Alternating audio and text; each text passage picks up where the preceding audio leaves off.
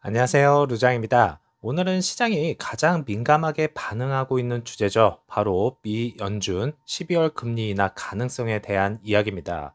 몇 주 전만 해도 시장은 12월 확정 인하에 가까운 분위기였습니다. 하지만 지금은 완전히 달라졌는데요. 지난 며칠 동안 연준 내부의 매파 발언이 무더기로 터져 나오면서 현재 시장은 인하를 50%, 동결 50%라는 완전한 오픈 시나리오로 바뀌었습니다. 왜 이럴까요? 이번 분위기 변화를 촉발한 인물은 바로 미니 애니폴리스 연은 총재 네일 카시카리입니다. 그는 10월 FOMC에서 금리 인하 반대 입장을 보였습니다. 이유는 간단한데요.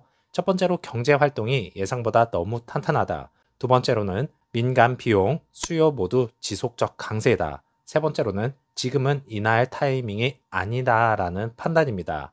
하지만 중요한 건 지금입니다. 카시카리는 12월 회의에 대해 명확한 결론을 내리지 않았습니다. 데이터에 따라 인하도 가능하고 동결도 가능하다라는 애매모호한 말을 했습니다. 12월은 완전히 열려있다. 시장 입장에서는 매우 큰 시그널이죠. 불과 한 달 전만 해도 12월 금리 인하 가능성은 거의 100%에 육박했습니다. 하지만 이 발언 이후 또 다른 매파 인사들의 발언이 잇따르면서요. 현재 인하 확률이 50%로 바뀌었죠. 완전히 반반 싸움이 되어버린 것입니다. 시장은 단순히 금리가 아니라 2025년 경기 전망, 자산 가격 밸류에이션, 달러 방향성까지 모두 이 12월 결정에 걸려있는 상태입니다. 연준이 가장 싫어하는 상황이 바로 데이터가 분열되는 상황이죠. 지금이 딱 그 시기인데요. 약한 흐름을 보면 저소득층, 서브프라임, 차주 부실 증가, 일부 업종에서 고용 둔화, 중소기업, 대출 스트레스 확대, 그리고 강력한 흐름은 대기업 실적은 예상보다 양호했지만 기업들은 2026년 전망을 낙관적으로 내다봤습니다. 일부 소비 데이터는 여전히 견조하죠. 그래서 연준 입장에서는 매우 난감한 조합입니다. 이 때문에 인하가 필요하다, 아직은 아니다 라는 내부 논쟁이 강해지고 있는 것입니다. 지금 가장 중요한 이슈는 정부 셧다운 종료로 경제 지표가 재개되는 것이죠. 하지만 12월 FOMC까지 발표될 데이터가 얼마나 충분할까? 이게 핵심입니다. 특히 중요한 지표는 세 가지인데요. 첫 번째로 11월 고용 지표, 두 번째로 11월 CPI와 PCE 물가 지표, 세 번째로는 소비 신용 부실률 업데이트입니다. 이 세 건이 모두 연준의 마지막 결정을 좌우할 것입니다. 정리하면 이렇습니다. 12월 금리 인하는 더 이상 확정적이지 않다. 연준 내부 의견도 크게 분열되고 있고 시장도 50대 50으로 재배치되고 있습니다. 결정은 11월 말에서 12월 초 데이터가 모든 걸 좌우하게 되겠죠. 앞으로 2, 3주 동안 발표될 경제 데이터가 올해 마지막 FOMC의 방향을 결정하게 될 것입니다. EV 섹터주는 큰 약세를 보였습니다. 리비아는 마이너스 6%, 테슬라는 마이너스 6%, 루시드는 마이너스 8% 이상 하락하면서요. 그야말로 욕이 절로 나오는 상황이었습니다.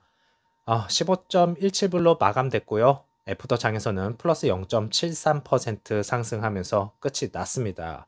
10시 이후부터 본격적인 밀림이 발생하기 시작하면서 급격하게 하락을 했습니다. 거래량은 평균 수준으로 유지가 되었고요. 강한 패닉보다는 방향성 매도가 강했고 고매도 세력들도 동참했다고 봅니다. 오더플로우는 인플로우는 23.71 밀리언 달러, 아웃플로우는 18.54 밀리언 달러. 주가는 마이너스 8% 급락했지만 자금은 순유입이 조금 더 많았습니다. 전형적인 가격 하락 중 매집 패턴이라고 보고 있는데요. 라지 스케일 투자자들은 팔지도 않고 공격적으로 사지도 않은 거의 중립적 스탠스를 보여주었습니다. 그리고 미디움에서는 투자자들이 명확하게 저점 매수에 참여했다는 것을 확인할 수가 있었고요. 이는 IB 계열 스윙 트레이더나 전문 트레이더 자금일 가능성이 높다 보고 있습니다. 스몰캡에서는 개인들도 매수, 매도, 즉 투심이 완전히 무너지지 않은 상태입니다. 보통 급락장에서는 개인은 매도 우위가 정상인데 오히려 매수가 우위였다. 이거는 바닥 인식 매수가 나오고 있는 모습이라 이렇게 판단할 수가 있겠네요. 다시 한번 52주 최저치를 찍었습니다. 많은 분들이 욕도 많이 하셨을 것 같은데 어제 저도 답답한 마음에 욕이 약간은 절로 나왔습니다. 자, 그래도 어떡합니까? 한번 보시죠. 전형적인 확산형 하락 쐐기의 바닥권이라고 보고 있습니다. 특히 최근 캔들은 장대 음봉 그리고 거래량 증가, 단기 매도 신호라고 볼 수가 있겠고요. 즉, 비정상적으로 강한 하락 압력의 마지막 구간에 들어왔다고 볼 수가 있겠습니다. 그래서 오늘 캔들을 보면 장대 음봉, 거래량은 약간 증가, 이 반복 패턴이 바닥 부근에서 자주 나오는 마지막 급락이라고 보는 것이죠. 가격은 급락했지만 수급은 무너지지 않았습니다. 오늘은 기업 리스크가 아닌 시장 리스크로 인한 과매도로 보입니다. 캔들은 하락의 마지막 단계 패턴을 만들고 있고요. 수급은 매집 시그널을 보여주고 있었습니다. 여기서 공매도 세력들이 다시 한번 공매도 공격을 멈춰주고 거래량이 상승만 한다면 다시 반등할 수 있는 계기가 분명히 올 것입니다.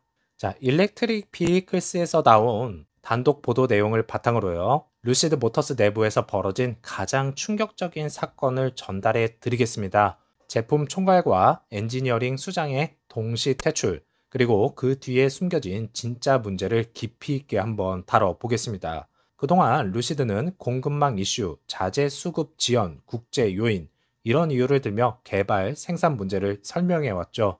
그러나 이번 내부 폭로를 통해 드러난 진실은 완전히 달랐습니다. 문제의 핵심은 공급망이 아니라 루시드 내부의 구조적 실패였고, 투자자들은 수년 동안 잘못된 설명을 듣고 있었다는 겁니다. 오늘은 바로 이 부분을 깊이 한번 파헤쳐 보겠습니다. 올해만 2번이나 실적 발표 직후 핵심 리더십을 갑자기 교체했습니다. CEO와 CTO를 맡았던 피터 롤린스는 강제 퇴출을 당했고요. CEO 마크 윈터호프가 임시 CEO로 승격이 되었습니다. 이번 3분기 발표 직후 제품 총괄 에릭 바우도 해고가 되었고, VP 엔지니어링도 조용히 퇴사를 했습니다. 이 인사들의 공통점은 무엇이었을까요? 루시드의 제품 개발, 일정 계획, 생산 통제의 최전선에 있었던 인물들입니다. 즉, 회사는 실적이 공개되는 순간마다 문제의 책임자를 즉시 제거하는 방식으로 대응하고 있는 것입니다. 단순한 인사 조정이 아니었고 내부에 시스템적 실패가 누적돼 있었다는 증거겠죠. 자, 에릭 바우는 에어, 그래비티, 미드사이즈 플랫폼까지 루시드의 모든 핵심 모델을 총괄한 인물이었습니다. 하지만 내부 관계자는 이렇게 말했는데요. 늦어도 진작에 경질됐어야 할 사람이다. 그 이유는 명확합니다. 설계 변경 관리 실패, 생산 일정, 비용 통제 붕괴, 리드 타임, 계산 오판, 공정 변경 시 비용 폭증, 엔지니어링 거버넌스 부재. 결과적으로 에어와 그래비티는 수년간 일정이 지연됐고요. 회사는 그 이유를 계속 공급망 탓으로 돌려왔습니다. 하지만 내부 소스는 이렇게 말했습니다. 공급망의 문제가 아니라 내부 통제 실패가 핵심이었다. 이번엔 제품 총괄뿐만 아니라 10년 경력의 엔지니어링 VP까지 퇴사했습니다. 더 충격적인 건 회사는 이 사실을 외부에 발표조차 하지 않았다는 점인데요. 2년간 핵심 임원 13명이 떠났다는 것은 리더십이 사실상 붕괴했다는 의미입니다. 자, 롤린슨과 바흐는 루시드 내부에서 테슬라 출신 핵심 엔지니어로 포장돼 왔습니다. 그러나 실제로는 일론 머스크는 롤린슨의 역할을 인정하지 않았고요. 그래비티, 에어 개발 과정은 수년간 지연됐고 결국 둘 다 회사에서 동시에 제거가 됐습니다. 테슬라 출신이라는 브랜드 포장은 투자자들에게 과대평가된 이미지였던 것이라고 이야기하는데요. 그렇지만 너무 한쪽 말만 듣고 이런 내용을 다룬다는 것은 아니라고 봅니다. 분명히 경영진에 문제가 있었던 것은 사실이겠지만 그동안 차량 개발, 핵심 기술 발전 등 많은 것을 이전 경영진들이 만들어내면서 세운 것은 루시드 모터스입니다. 이 사람들이 없었더라면 루시드 모터스는 아예 없었겠죠. 그래서 기술은 어느 정도 발전했고 차량도 출시하면서 이제는 판매량에 힘을 쏟아 부어야 하는 것이 마크 윈터호프가 하는 역할이라고 봅니다. 이제는 발전 단계에서 판매 단계로 넘어간다는 것이죠. 그래서 마크 윈터호프와 바흐가 제시한 목표는 이랬습니다. 에어는 연 6만 대, 그래비티는 연 4만 대, 미드 사이즈는 연 15만 대에서 50만 대.